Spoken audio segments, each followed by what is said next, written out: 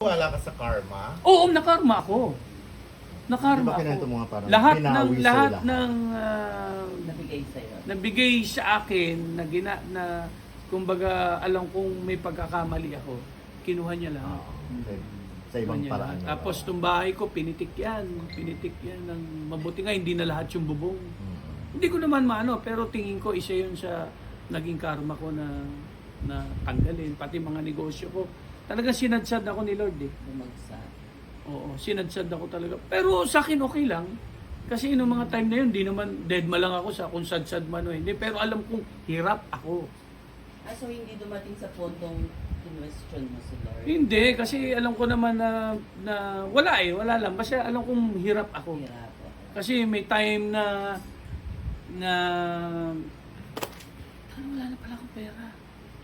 Ngayon, yung alkansya ng anak ko, na kawayan, nandun sa likod ng kotse, minutas ko yun. Para lang makabili kami ng bigas. Napakalaki ng bahay ng tatay ko dyan sa harap, ha? Pero hindi ako humingi, tumulong, humingi ng ano. Meron akong 500 pesos, pinapalit ko sa kapatid ko. Bumili ako ng bigas, para pagdating ng asawa ko, meron kami kakainin. Ganun kasimple lang yung buhay namin, kontento na ako. Si happy lang ako, wala akong problema. May pera akong 500, bili tayong bigas. Ano Leandro, pride? Ba't hindi ka Wala, hindi lumapit? pride. Siguro nakasanayan ko simula bata. Huwag umasa. Na hindi humingi? Oo, na hindi humingi, hindi umasa. Siguro kung masyado ko madibdibin, masyado akong mahanap sa buhay, iinda ako. O ma'am, ganito ganyan, ma'am. Kasi kung nilalapit naman ako, hindi naman nila ako pahihindihan. Kasi paano pa sila, bakit sila naghahanap buhay ng ganyan kung hindi tutulungan ng mga anak? Kaso nga lang, alam pa nila na kaya ko. Alam pa nila na kaya kong tumibay. Titibay ka. Titibay tuhod mo, kakayanin mo yan. Ano kasi magulang nararamdaman nila? Alam nila yan. Kaso nga lang, ang naging thinking ko, talagang laban. Hindi pa nagbibigay sila mismo. Paano yun? Anong ginagawa mo? Actually, ang binigay sa akin ng tatay ko ay lupa. Lupa. Ito, itong lupang to. Ay, pagyamanin mo. Ganun ba na typical na ama? Lupa. Pero cash, wala. Wala. Basta ito, lupa, pagyamanin mo yan. Tapos nung nasa Japan ako, sabi niya sa akin, Jeff, siguro ito yung oras para magpundad ka na. So pagkabigyan ng lupa dito, magpadala ka sa akin ng pera, pupundasyon na natin yung bahay mo. So ito, pinatambakan muna namin, siguro mga 300 truck to. Dati, dump truck, para lang mapuno. So yun, gastos. Tapos itong pinostehan na ng tatay ko to. Siyempre, hindi na lang sa akin sinabi siguro ng tatay ko na may ambag siya. Di ba? Kasi gusto niya, magkaroon ka. Iyo to. Sinimulan mo to.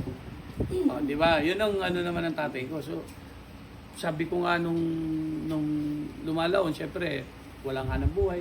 Sabi ko, bakit kaya ganito kalaki pinagawa ng tatay ko sa akin? Ako'y simple lang naman. Maliit. Baka hindi ko matapos. So, asawa ko ganun din. Yun ang iniisip. Kasi, doon lang kami nakatira sa bayan. Malit lang yung nakikitira kami doon sa inambianan ko. Kasi bunso naman yung asawa ko. Nandun kami. Tapos, lumipat kami ng bahay. Yung isang pwesto naman ng asawa ko na parang isang maganda rin naman. Tindahan. Ginawa namin tindahan yung baba. Ginawa kong restaurant. So, nangangarap kaming matapos yung bahay, talagang hindi namin kakayanin. Kasi sobrang laki. So sabi ko, kaya yan. Unti-unti. Yun, natapos namin, nagka-full pa, na extension pa. Ang laki-laki. Siya, hindi ako nang hina. Binura ko lahat. Binura ko lahat. Tapos nag-sorry ako dun sa mga, ano ba, mga, sabihin na nating, mga pangyayari ng mga panahon na nag-sorry ako. Sorry, thank you.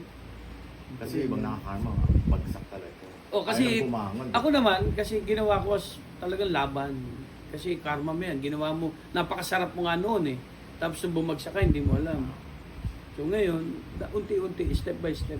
Hindi ko naman sinabing napakarami nating pag-aari o marami tayong pera, hindi ganon. Walang kwentong ganon. Kasi isang pitik lang, kayang-kaya ni Lord na tanggalin lahat yan. Magkasakit ka lang, anong meron? Pandemya, di ba? Walang galawang tao. Di ba, anin mo ang mansyon, anin mo sasakyan, Eh, lahat tayo na tunganga dito. Nurse pa ang asawa Oo, mo. nurse pa Tatrabaho asawa sa ko. ospital. Pag naalala ko nga, iyak na iyak maghapon ang asawa ko. Paghapon na, iyak na yun. Kasi hindi alam kung ano mangyayari sa buhay. Eh, anin mo ang bahay na malaki, anin mo ang sasakyan. Kung, di ba ang gulay, isang nagkakariton. Yan, sinats, napakalaking bagay sa akin. Hindi nakasakit yan ni ubo ni sipon. Yan lang ang lumalabas sa amin.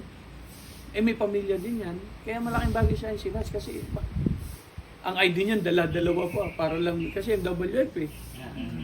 Kaya God is good. Kaya ako very na-appreciate ko lahat yung mga bagay na nangyayari sa buhay ko. Napaka-OA minsan pero Pero nangyayari, kinikim-kim ko na lang sa sarili ko kasi kung i-share mo pa, napaka-OA mo